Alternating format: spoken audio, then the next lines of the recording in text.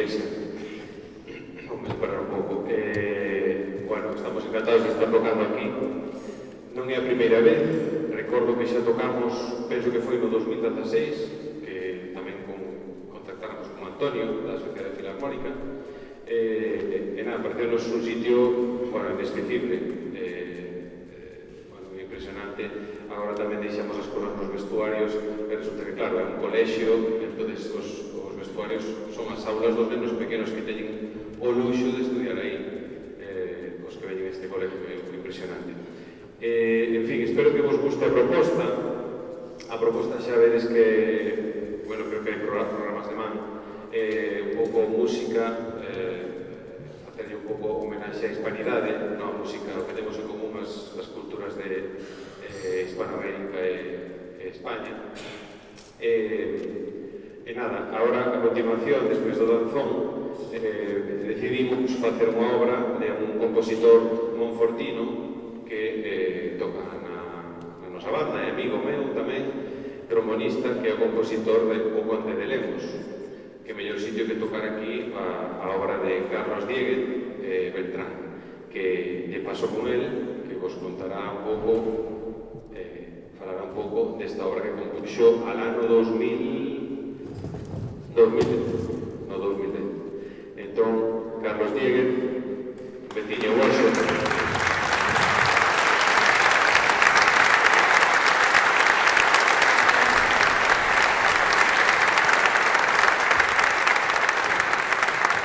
Bueno, pois, moitas grazas á Banda Filarmónica por programar unha obra local.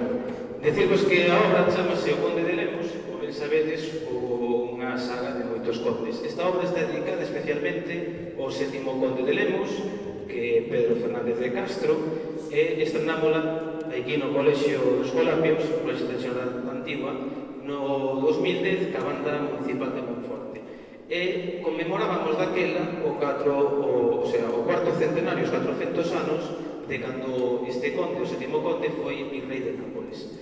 Entonces, sen falar moito da vida dele, pero eleximos a dentro dos condes de Lemos a este conde, porque foi un dos grandes mecenas españoles. Como todos sabedes, pois a segunda parte do Quixote está dedicada a él, a parte de outras obras como novelas exemplares. Lope de Vega foi o seu secretario personal, o Luis de Góndora pois tamén ten obras dedicadas. Entonces foi, digamos, en canto a nosa literatura, unha das persoas máis relevantes do noso, bueno, digamos, do noso concello e de toda Galicia en canto a mecenas.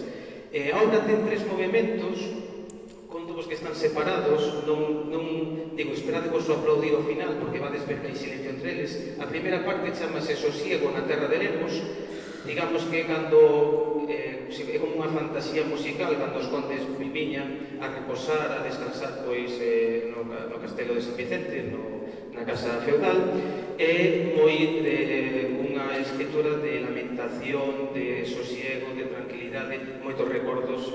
Vades ver que é unha obra ao principio moi relaxada.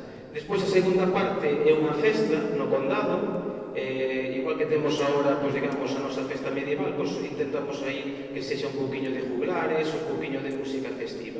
Despois hai un corte, e a última parte, como era o aniversario do Virreinato de Nápoles, hai unha parte final que é un minueto, que é un baile clásico, a estilo de vals. E o divertido desta última sección é que intentei que chocaran dúas ideas, unha que era a corte de Nápoles e, por outro lado, os recordos do conde con Galicia. Hai algo que é moi peculiar na música, que uns músicos tocan un compás de 3x4 e outros intentan tocar unha muiñeira, pero non lles deixan os compañeros, están nos escolto. Entonces, é como un recordo, unha parte divertida. E como estamos aquí na igrexa de Nosa Xornada Antigua, temos ali a fermosa escultura de Rodrigo de Castro, o cardenal. Hai unha parte tamén na obra que vai dedicada a ele, foi o tío abuelo deste sétimo conde.